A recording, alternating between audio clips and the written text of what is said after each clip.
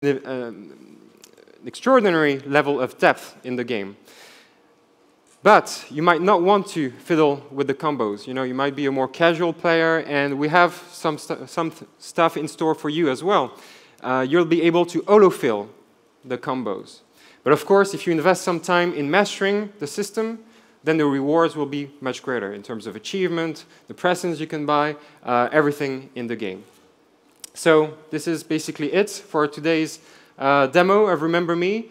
Thank you very much for showing up today, and I think we're going to have some time for some Q&A. Okay, right, let's get the house lights up at the back, and then I will have minions, and they will scurry with microphones. Cool, they probably don't like it when I call them minions. Anyway, stick your hand up if you're interested in asking a question. One of the minions will find you. And yeah, if you stand up when you're asking your question, then sit down again afterwards. And who's the first one? Where am I looking? Okay. This guy in the center here. Go.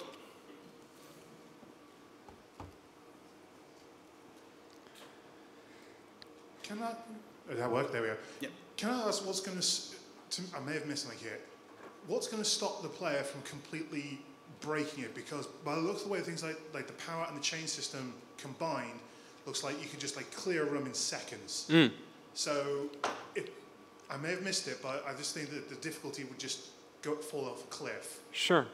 Sure, that's absolutely right. I mean, that would be if you had all these presents, all these combos, and all the S presents from the start, which you don't at all. All of these are unlocked, you know, extremely progressively throughout the game. And just, you know, on this kind of same note, you're not going to spend that much time in the combo lab all the time. You know, the pacing of the combat would be really weird if that was the case. It's going to be, again, very much progressive. And, you know, you're going to start with 10 or 12 just presents with your 3 or 4 combos. And from there, we're going to be able to build up until 24 presents, 5 S presents. You won't start, you'll start with no S present at all. So, you know, again, every time we introduce a new enemy in the game, you know, you'll have some new stuff to do, some new presents and new S presents to face the situation. But this would probably be unlocked, what, level 7? This is like level 7 in the game, out of 9. Okay, we've got one over here. Actually, I'm curious, what were your inspirations for the sort of combat style that you've gone for, Jean-Max? The reference game is a tough one to play for a developer because you get hit over the head for having cited your references. We play everything that comes out, so we're influenced by, you know, everything that comes out. But the philosophy that we took, that Philip and I took in designing the combat system, was to really make, well, first of all, make an action-adventure game that had melee combat in it, which is not so often made, and then do a melee combat game that was actually more accessible to regular human beings like myself, and that you didn't need to learn 200 combos to master. So the idea is really to think of those 4 combos as, you know, your shotgun, your rifle, your sniper rifle, and maybe your more ubiquitous gun, and then adapt to each situation using each of these combos. And of course, there are more advanced strategies, but this is kind of the new angle we started to take to tackle combat from. Okay, and I think we've got a question over here on the right. Yeah, there you go. What you were just saying about combos and having to remember them, the thing I've always found is it's really difficult to remember a combo, particularly if you haven't played a game for a while, you want to go back to it.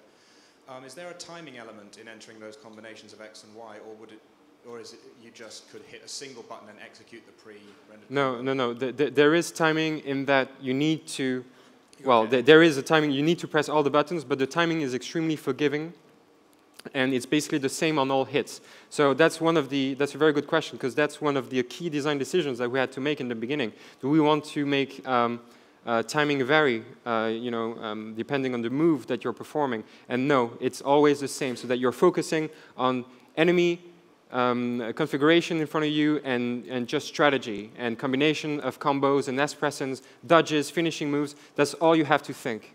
And again, the inputs in the combos don't change, so you'll be learning those combos one step at a time from the very beginning. So, you know, you'll have plenty time to learn them. And just one more quick question. Is there a reason you didn't put any of the essence into the first part of the combo. You seem to have put in the improvements to the combos on each of the points except for the first one.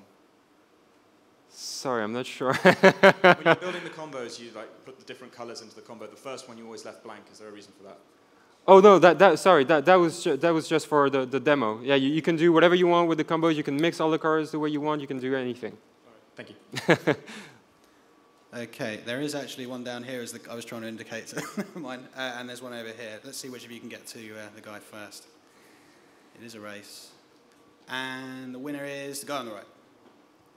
How you doing? I wanted to know what kind of gameplay is in the game other than just fighting. We saw a very closed room there. When you get out of that room, are we Uncharted-ing our way around the level, or is it more Vanquish, or what? There's not really a great sense of what the game is other than fighting right here. Can you give us a clue? Or? Sure. So at its core, Remember Me is a third-person action-adventure game in which we're telling the story of Nilin, an elite memory hunter who has the power to break into your mind and steal your memories, or change your memories to change you and change the world. So that's the story we're telling, and we're basically a linear action-adventure game. Okay, so I'm not going to talk references again, but you see what I mean in the kind of two games that you mentioned. So you'll have combat, you'll have boss fights, you'll have platforming, you have chase sequences, but you also have very deep universe, you have a deep storyline. You're going to get puzzles, and you're going to get that super puzzle which we showed at Gamescom called the Memory Remix. The memory Remix being this unique ability and unique gameplay that we have in the game, whereby Nilin can basically dive into one of your memories and change one slight detail, like this, and then see how the butterfly effect consequences are going to pan out onto you as an individual and onto the game world. So that's the key, innovating concept in the game. But around that bone is the flesh of a third-person action-adventure. Cool. So the next question is this guy at the front. Yeah, that neatly kind of ties into the question I was going to ask, which was, it's kind of a meta question, but how much of the gameplay is actually going to be combat, and how much will be this kind of, in particular, the memory remix stuff, but also kind of, puzzling and interacting with the environment more generally? So we're 50% action, 50% adventure. That's something I was really keen on preserving.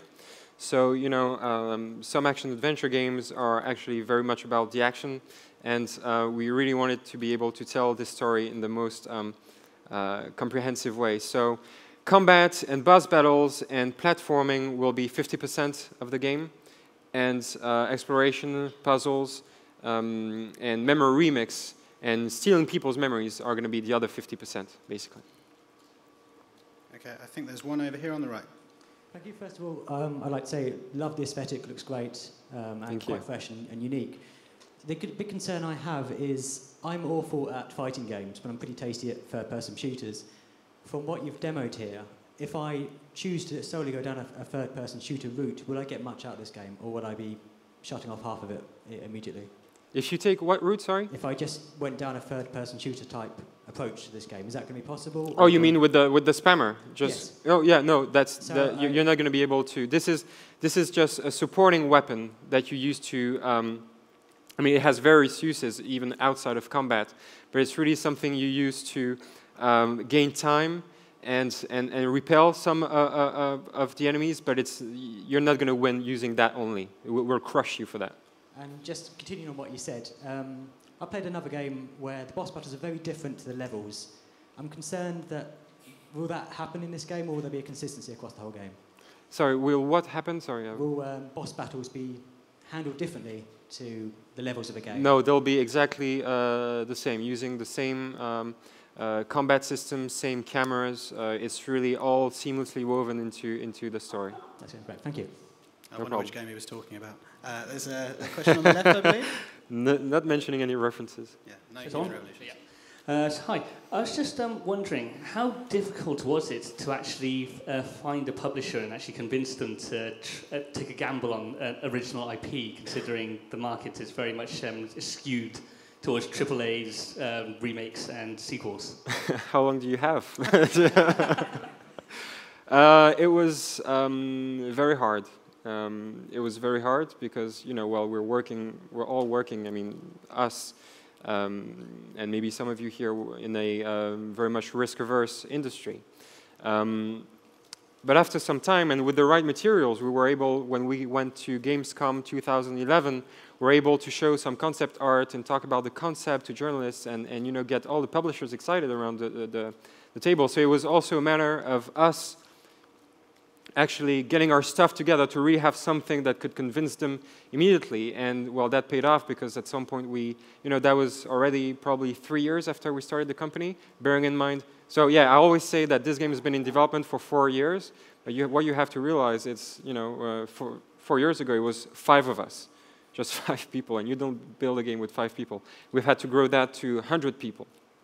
So Gamescom 2011 got all the publishers excited, and Capcom were the keenest to, well, say, look, we love this game. They were the most respectful of the IP in terms of not wanting to change anything about it.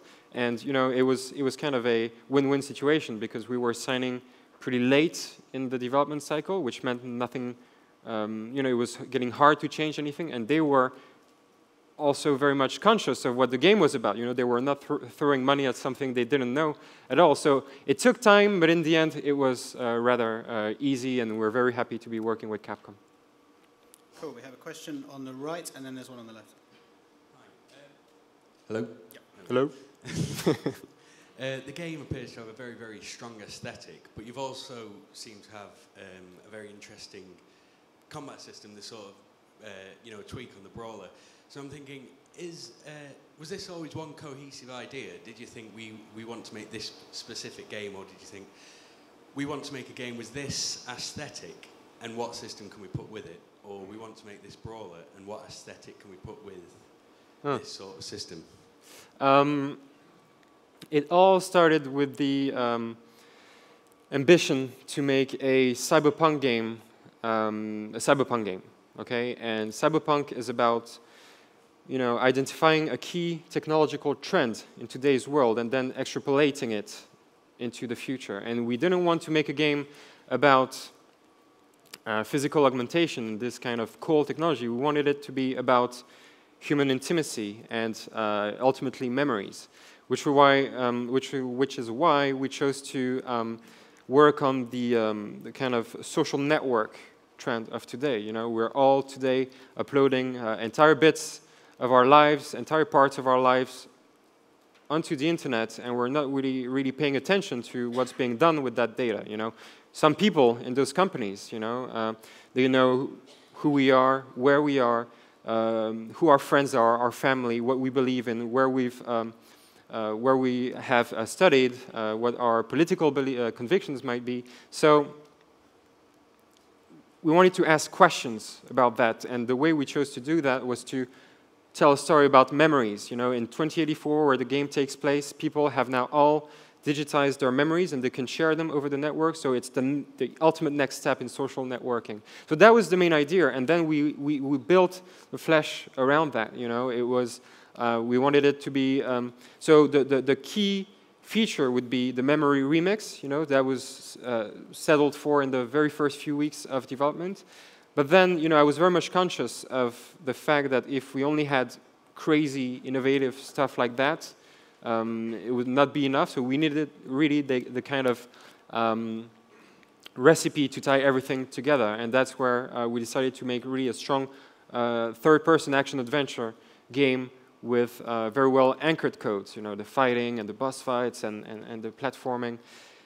And then when we tackled, so, you know, that's the way things work their way through. You know, it takes a lot of time to actually get all of this into place, and a lot of our ideas have gone down the tubes. But when we tackled the combat, we were like, okay, is she going to shoot? Is she going to fight? Okay, she's going to fight. And as I said, you know, which angle do we take for the fighting system? So in the end, you know, you never have the one idea. You know, one of our project managers, good friend, works at Naughty Dog, and he always says that, you know, your best idea you will encounter during production. So, you know, I always say, you know, if you haven't what's the word, scratched your idea 100 times on your notebook, if people haven't, thrown it away a 1,000 times, then it's not a good idea. And you need to take a lot of time to get to the result you have on the screen today. So that was a long answer, sorry. Yeah, we have a question on the left, I believe.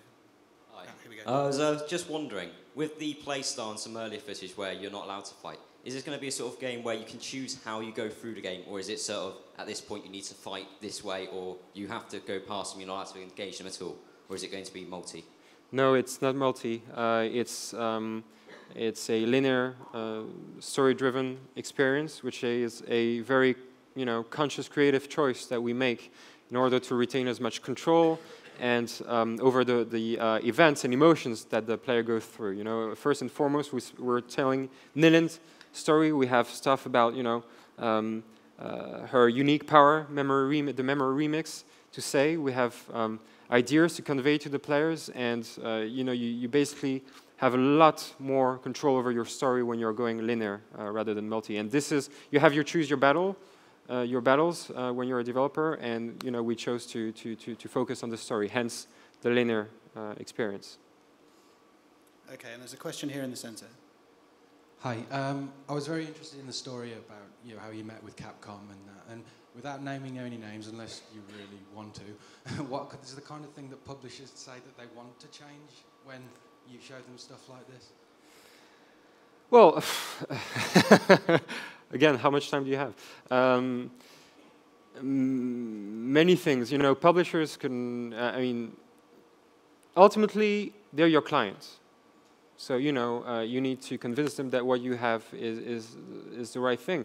So, and some of them are going to want to change or be more involved in the content creation than others. And we've had a lot of, it's been a great relationship with Capcom because they really respected it from the very beginning. But they could have said, well, Neo Paris, nah, France is so 1700, so make it Neo Shanghai, or because it worked very well in Deus Ex, or yeah, lead female character, nah, make it a space marine, and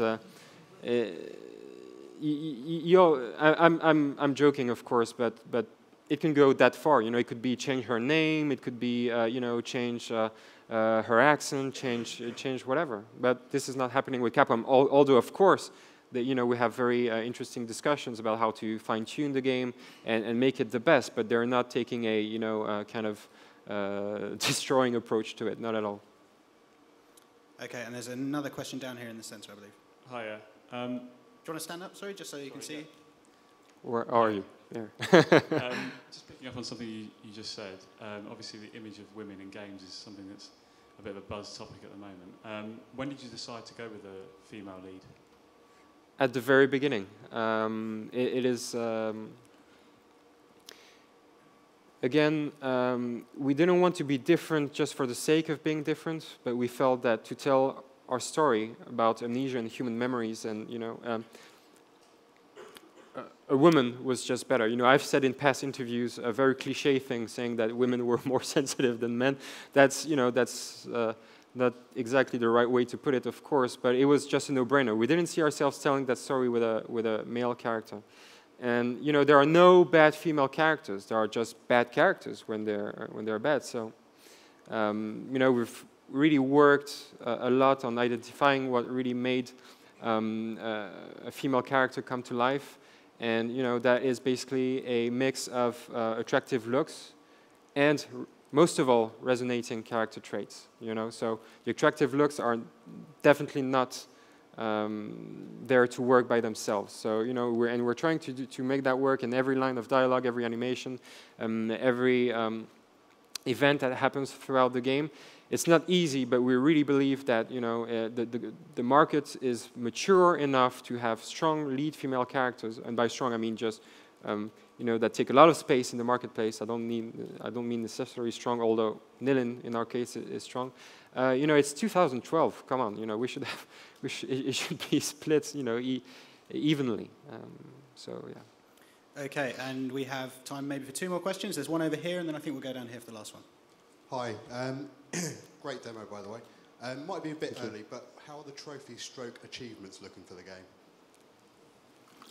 How are the trophies? Yeah, trophies and achievements. So trophies for PlayStation and achievements for Steam and 360. Yes. So are they quite, do X amount of combos or complete this level? Are they making you play the game a different way, or? Yes, definitely. That is something we wanted to do. I mean, the list of trophies and achievements is actually something we've finished working on very recently. And you're right. It's really about trying to make you play the game differently. You know, we're linear experience, and and to me, we took a great pleasure in trying to think of all the crazy ways we could make players play that game. So, yeah, you have many of them in the combat for standard completion, or for playing the game in certain ways, dangerous ways, crazy ways. In the memory remixes, you have an achievement for finding the for instance, the memory bugs, because there are many combinations in the memories that you play. So in each of the memories you're going to remix, there is one memory bug, whereby you kill the person that you are remixing in his own memory, which doesn't work, because you can't remember that you're wrong, that you're dead. So it's all that kind of stuff. We have that for all the features in the game, and yeah, we definitely don't take that lightly. Okay, and for the last question, this gentleman here. Hi. Do you want to stand up just so people can see? When the game was on the chair, I believe it was called something else, and it was a PS3 exclusive. What made you change? Was that a decision by Capcom or yourselves, and why? Sure. So two things. One is we started working on what was then called Adrift. 4 years ago, and we secured a deal with Sony back in 2010. And in 2011, they backed away for their own internal reasons. They had to kill a certain number of projects, and unfortunately, we were one of them. So we then spent 1 more year just refocusing, on the game, and the game that DONTNOD really wanted to create. And in the end, it really paid off, because this was just one step in us getting with Capcom and being here today on the stage at Eurogamer Expo. So, very happy with that. And the title is something that came from Capcom. It was a code name, Adrift, from the very first drinks we were having in Parisian bars, talking about having our own company. And we wanted to tell a story of the environment, the technology, the society, families going adrift. And ultimately, we focused on the technology, on memories, going adrift. And we needed to change the name of the game, and ultimately it was Remember Me. And I really like this title because it's, it's very, it's warm. It asks you to come into its world. It's Nilin telling you, remember me as a character. It's her saying to herself, I need to remember me, myself. And it's also, on a higher kind of level, it's also a way for us to say, in this age where we upload all our memories, everything onto the internet, do we still remember who we are, remember ourselves? So I'm very happy with that title. Cool, that's about all we have time for, so it just remains me to say thank you very much to all of you for attending. Thank you to these guys. Thank you.